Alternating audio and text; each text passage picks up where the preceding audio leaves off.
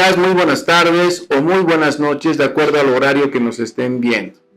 Bienvenidos al tercer podcast de Acción Médica, un programa médico dirigido al público en general, patrocinado por el Hospital Belga.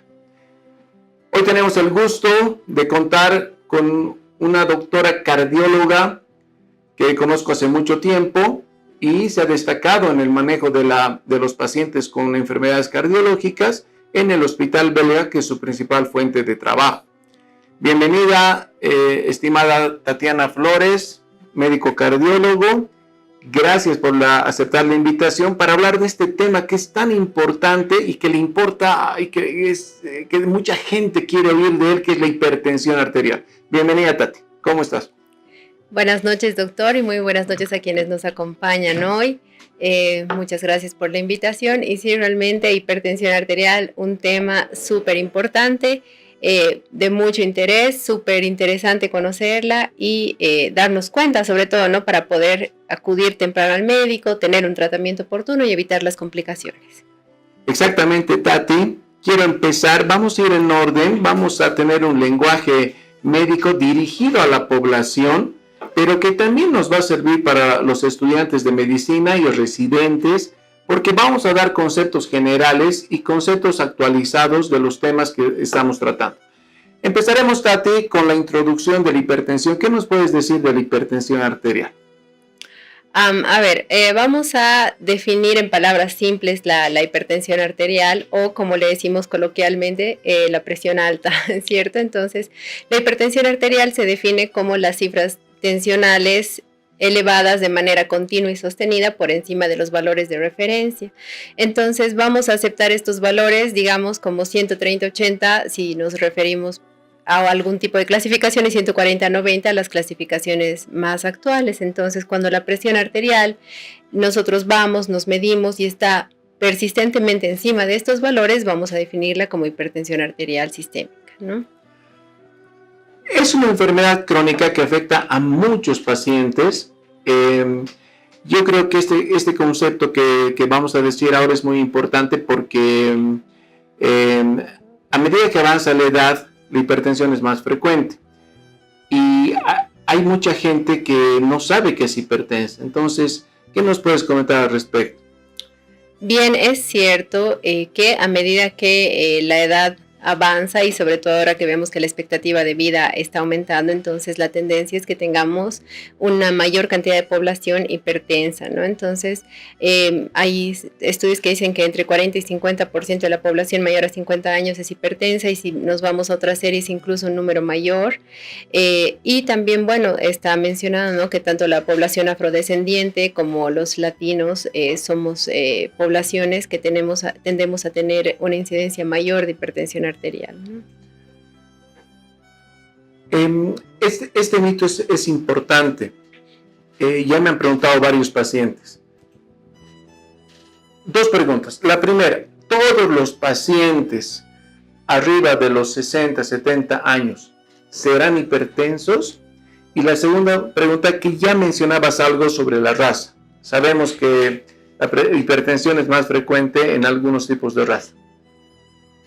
Bien, ¿será que todos los pacientes encima de los 60 años son hipertensos? No tanto como el 100%, pero como decíamos, yo creo que hay que considerar que tal vez alrededor de un 60% para nuestra población podrían llegar a ser hipertensos, ¿no? Y esto que decíamos, sí, la población afrodescendiente tiene una tendencia genética a retener más sal, tienen a retención hidrosalina, entonces son una población que son con más frecuencia hipertensos, pero también su hipertensión suele ser un poco más difícil de tratar que por ejemplo la población caucásica americana, digamos, ¿no? Entonces hay otra población también importante que son el centro de Asia, que también son pacientes que tienden a tener cifras tensionales mayores a otros grupos de población con los que comparáramos, ¿no?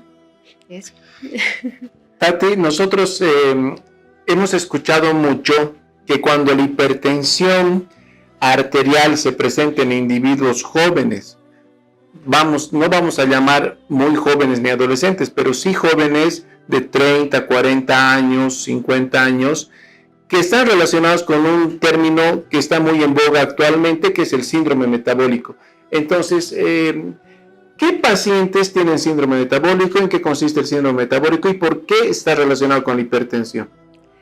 Vea, esto creo que es algo súper importante porque la obesidad es la epidemia del siglo, ¿verdad? Entonces vemos que cada vez más con nuestros hábitos, en los cambios en nuestros hábitos de vida, alimentación, actividad física, entonces cada vez más la población tiene sobrepeso u obesidad, y la población joven es una población que está importantemente afectada en este aspecto. Entonces, cuando decimos síndrome metabólico, en palabras simples nos referimos a un conjunto, digamos, de alteraciones entre las que está incluida la obesidad, el perímetro abdominal aumentado, por ejemplo, en mujeres medir la cinturita o la barriguita mayor a 88, en los hombres mayor a 104, que se relaciona con alteraciones del metabolismo de la glucemia, se relaciona con alteración del perfil lipídico, o sea, colesterol, triglicéridos, y se relaciona con hipertensión arterial. Entonces, obviamente sabemos que a medida que nosotros incrementamos nuestro peso corporal de una manera no saludable, entonces esto también produce factores proinflamatorios, disminuye la producción de óxido nítrico, por ejemplo, que es un factor protector contra la hipertensión arterial, etcétera. Entonces eso hace que seamos más susceptibles de desarrollar hipertensión arterial. Y sí, como decíamos, a pesar de que se considera o sabemos que las poblaciones adultas mayores son las que tienen más incidencia de hipertensión, pero no es más incomún ver pacientes más jóvenes, 40, 35 años, sobre todo, como decíamos, obesidad, o también otra cosa re importante, que fuman, pacientes que consumen alcohol con frecuencia, etcétera, que desarrollan hipertensión a edades más tempranas. Y esto es grave, ¿por qué? Porque mientras más años tenga yo expuesto el factor de riesgo, pues entonces más chance tengo de desarrollar a futuro alguna de las complicaciones. Entonces esto requiere intervenciones tanto a nivel o sobre todo a nivel de hábitos de vida, dieta, actividad física, cesar los tóxicos, etcétera, y obviamente acompañarme del tratamiento adecuado y oportuno, ¿no? Exactamente, y esto es lo que nosotros denominamos actualmente la epidemia del siglo XXI, como bien lo ha expuesto la doctora Tatiana Flores. ¿Qué nos puedes decir, Tati, sobre lo que se habla mucho de las consecuencias de una hipertensión crónica, maltratada, de muchos años, y en relación al daño cerebral, daño cardíaco y daño renal en los pacientes que tienen hipertensión y no se controlan bien? Bien, ese es el mayor temor que tenemos con los pacientes hipertensos que no se controlan, ¿cierto? Entonces, tenemos, evidentemente, la hipertensión arterial está muy relacionada, es uno de los factores de riesgo más importantes relacionados con la enfermedad isquémica del corazón, infarto agudo de miocardio, por ejemplo, pero también con otros tipos de patologías cardíacas, por ejemplo, las mujeres, los pacientes obesos, etcétera, tienden a desarrollar un tipo de insuficiencia cardíaca, que es la insuficiencia cardíaca con fracción de eyección preservada, en el que la hipertensión es un factor predominante de riesgo. Pueden desarrollar cardiopatía hipertensiva, que es un factor igual independiente, que eventualmente va a evolucionar hacia una insuficiencia cardíaca, entonces que son complicaciones cardiovasculares no despreciables, ¿verdad? En el mismo espectro se encuentra la presentación de eventos cerebrovasculares, por ejemplo, digamos, embolia, lo que decimos, ¿no? La enfermedad isquémica, también hemorrágica, que son entidades, digamos, súper discapacitantes, con alta morbilidad, igual que la patología cardiovascular. A nivel renal lo mismo, progresa, nos va a llevar a una enfermedad renal crónica a largo plazo, y otras más, por ejemplo, la enfermedad en los ojos, la enfermedad de la retina, nos contribuye a la enfermedad arterial periférica. Entonces tiene un espectro grande de complicaciones que obviamente impactan negativamente sobre nuestra calidad de vida a futuro. Entonces es bien importante que si se ha establecido el diagnóstico, tomarlo muy seriamente, muy disciplinadamente, intervenir oportunamente, tomar la medicación, ir con el cardiólogo, etcétera, para prevenir estas complicaciones, ¿no? Exactamente. ¿Qué nos puedes decir de esta asociación, que yo le digo una asociación peligrosa, que sería la asociación hipertensión y diabetes? Que creo que hay más riesgo y hay más daño cuando ambos factores se unen. Y si tú le sumas a ese paciente diabético, hipertenso, obesidad, y le sumas tabaquismo, y le sumas dislipidemia, hiperuricemia, etcétera, todo lo que hemos hablado es peor. Pero ¿Tú estás de acuerdo en que esta es una asociación peligrosa? Es una asociación no solo peligrosa, cuanto común, porque como decía, con la modificación negativa en nuestros hábitos de vida, entonces cada vez los pacientes son más tanto diabéticos como hipertensos, y la realidad es que ambos comparten algunos mecanismos ahí fisiopatológicos en común. Entonces, ya de por sí tener un factor de riesgo aislado está muy mal, pero imagínense tener diabetes junto con una hipertensión. Entonces, uno, el tratamiento se complica, necesitamos más fármacos, más controles, la posibilidad de daño a los órganos salvo que acabamos de mencionar es mayor, ¿no? Entonces, los factores, por ejemplo, proinflamatorios, aterogénicos que comparten ambas entidades hacen que nuestra posibilidad de desarrollar una enfermedad severa, cardiovascular, cerebrovascular, etcétera, doble, ¿no? Entonces, por sí misma la diabetes, cuando uno habla de un paciente diabético y encima de los 35, 40 años, ya lo pone un grupo de riesgo alto. Entonces, paciente de riesgo alto más hipertensión, riesgo cardiovascular altísimo a 10 años, ¿no? Así es. Yo creo que es muy importante todo lo que estamos hablando, pero nosotros tenemos que cerciorarnos que el paciente realmente tenga hipertensión y cuánto está la cifra de esa presión alta, ¿no es cierto? Entonces, podemos hablar un poquito de la importancia de una buena medición de la presión arterial. ¿Tú qué aconsejas, Tati? ¿Qué aparatos? Aquí hay un montón de dudas, de preguntas, de muchas cosas que tienen los pacientes, porque ahora utilizan mucho los tensiómetros electrónicos y utilizan los tensiómetros de muñeca, de brazo.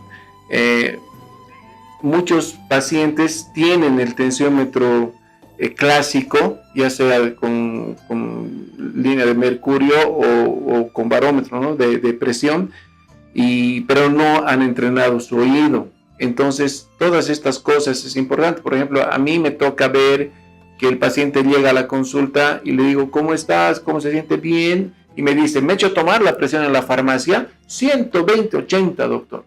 Una maravilla. Ah, qué bueno. A ver, comprobaremos. Y le tomó 180/100. Entonces, ¿qué ha pasado? ¿Quién falla? ¿Es la de la farmacia? ¿Es el paciente? ¿Es que no ha tomado? ¿Es que le han dicho que la presión está bien y dejó la medicación, etcétera? A ver, ¿qué opinas de todo esto? Creo que este punto tiene varios aspectitos que podemos como ir viendo. Primero, evidentemente para tomar la presión existe una técnica adecuada, ¿no? Entonces, realmente en la modernidad podemos utilizar un método oscilométrico. El de barrita de mercurio ya no se recomienda mucho por el mercurio mismo, pero usamos un método oscilométrico o los aparatos electrónicos, que en realidad la OMS o PS tienen una listita validada de cuáles aparatitos podemos usar, que son varios. O sea, está Bauer, HP, etcétera. Hay varios aparatitos que están validados que se pueden utilizar, y de preferencia deberían siempre ser el dispositivo que va en el brazo, no en la muñeca, ¿no? Entonces, cuando nosotros como médicos vamos a hacer la medida de la presión, entonces tenemos al paciente frente a nosotros, debemos medir la presión, siempre debe ser un ambiente adecuado, tibio, iluminación adecuada, el paciente debe estar confortable, evitar los sonidos intensos, las molestias que puedan interferir ahí con la medida de la presión. El paciente debe estar sentado, haber reposado por lo menos 5 minutos, siempre con la espalda apoyada y recta, los pies en el piso también apoyados, rectos, no puede estar girando, hablando. El brazo debe estar a la altura del pecho, ¿cierto? Y siempre en la primera consulta que hace el médico debe medir en ambos brazos como parte del protocolo, ¿no? Ya en las siguientes verá. Entonces, lo que aceptamos ahora como medida de presión arterial elevada es 140/90 según la guía europea, o 130/80 todavía según la guía americana. Pero esto, bueno, tiene unas excepciones que ahorita les vamos a conversar. De todas maneras, para nosotros como médicos diagnosticar hipertensión tenemos que haber medido la presión en 2 consultas separadas, ¿no? No podemos decir es hipertenso con la primera o no es hipertenso con la primera consulta, porque existen los fenómenos de la hipertensión de la bata blanca y la hipertensión enmascarada. Entonces, para saltar o sea, no tener este intermedio de estas medidas, entonces tendríamos que hacerlo obligatoriamente en 2 consultas separadas. Pero aquí viene esta parte importante que decíamos, que lo que se recomienda actualmente es que cuando yo he tomado una presión que me parece elevada o que me sale elevada, puedo completar con los métodos ambulatorios, que son lo que está más en boga, más recomendado últimamente, que son la medida, el MRPA, que es la medida residencial de la presión arterial, que se va a hacer el paciente mismo, evidentemente con un aparato de preferencia validado, de preferencia de hombro. Nosotros como médicos vamos a confirmar que el aparato esté funcionando bien, que el paciente sepa usarlo, que haya entendido correctamente cómo se debe tomar. Si el paciente va a hacer el MRPA, entonces tiene que hacer medidas en la mañana al levantarse, se despierta, 5 minutitos de reposo y toma las mismas previsiones que nosotros acabamos de mencionar. Se mide la presión, registra, pasa un minuto, vuelve a medir la presión, la registra. En la noche, antes de irme a acostar, lo mismo, las mismas precauciones que acabamos de comentar. Obviamente no puede haber fumado, tiene que haber pasado una hora por lo menos entre la comida, tiene que estar con la vejiga vacía, etcétera, que son recomendaciones que damos en el consultorio. Y lo mismo, se mide, anota, y las medidas de 7 días idealmente, o por lo menos 5 días, nos ayudan a estar seguros, confirmar si realmente es una hipertensión arterial o frente a qué nos encontramos. El otro método es la medida ambulatoria, que lo hacemos con un aparatito que está calibrado, que generalmente los propios médicos o el propio hospital dispensan, ¿no?, al paciente para que vaya midiendo durante todo el día, va recolectando medidas cada media hora, cada 15 minutos, cada hora, dependiendo de la programación. Y esto tiene una ventaja tal vez, que es la medida nocturna, ¿verdad? El aparatito del mapa nos ayuda a medir las presiones por la noche. Y verán que hay una asociación súper importante entre el síndrome de apnea, hipopnea del sueño y la hipertensión arterial, sobre todo en pacientes con sobrepeso u obesos. Entonces también este aparatito como ventaja nos ayuda a más o menos dirigir por ahí si es que no hay un descenso adecuado de la presión en la noche. Entonces tienen sus ventajas. Pero si yo no cuento ni con MRPA ni con mapa, entonces yo misma, el mismo médico idealmente, por lo menos 2 veces en el consultorio para tener un diagnóstico. Para toda la gente que nos está escuchando, Tati, tal vez si nos puedes aclarar esto del síndrome de la bata blanca, que es que la gente lee en el internet actualmente, ¿no? Ya no es como antes. Entonces ellos vienen y preguntan, ¿qué es la hipertensión de bata blanca? Entonces, hipertensión de bata blanca se refiere a la presión arterial elevada, digamos, por encima de 140/90, que se registra en el consultorio, en la medida con el médico, pero que cuando el paciente hace las medidas fuera del consultorio, de preferencia con un MRPA, están dentro de los valores normales, es decir, menor a 135/85, ¿no? Que el valor corte para diagnosticar con un MRPA es 135/85 en las medidas promedio. Entonces, viene al consultorio, obviamente es la primera consulta, me siento estimulado, me siento nervioso, no es mi ambiente, etcétera. Entonces puede ser que mi presión suba discretamente, me toman la presión, pero yo me voy a la casa, me mido y me viene con valores normales. Entonces a eso se refiere hipertensión de bata blanca. Muchas gracias, Tati. También es importante recalcar para los estudiantes y residentes de medicina que nos pueden estar viendo el concepto de crisis hipertensiva. Sabemos que la hipertensión arterial es en la mayoría de los casos asintomática, es decir, el paciente no tiene ninguna molestia. Hay algunos pacientes que me ha tocado ver que sí, que tienen una molestia en región occipital, una sensación de pesadez, otros tienen alguna inquietud, etcétera, pero la mayoría no se dan cuenta. Pero, ¿qué pasa en la emergencia? El paciente acude a la emergencia y ¿a qué se refiere la definición de crisis hipertensiva? Esto es importante, pero quiero hacer ¿cómo se dice? Un adendo aquí, que es esto que mencionaba el doctor súper acertadamente, que a contrario a lo que pensamos o tenemos como creencia popular, que la presión, cuando mi presión sube me va a dar dolor de cabeza, voy a tener mareo, me va a dar zumbido en el oído, me va a dar dolor de pecho, y al contrario también, que si no me molesta nada, mi presión debe estar bien. No es así. La hipertensión, de hecho, es considerada una enfermedad asintomática. Es un porcentaje muy pequeño de la población que realmente va a tener, por ejemplo, una cefalea que se correlaciona con esta elevación presórica, o una sensación opresiva en el pecho que se correlacione con la elevación presórica. Entonces, no podemos confiar netamente en el síntoma como un predictor de que mi presión esté bien o mal. Por eso siempre tenemos que hacer nuestros controles oportunos y regulares. Y por eso se le llama el asesino silencioso. Exacto, el asesino silencioso. Taticita, para acabar, mira, el tiempo ha volado. El tiempo ha volado y nosotros lamentablemente tenemos que respetar el tiempo.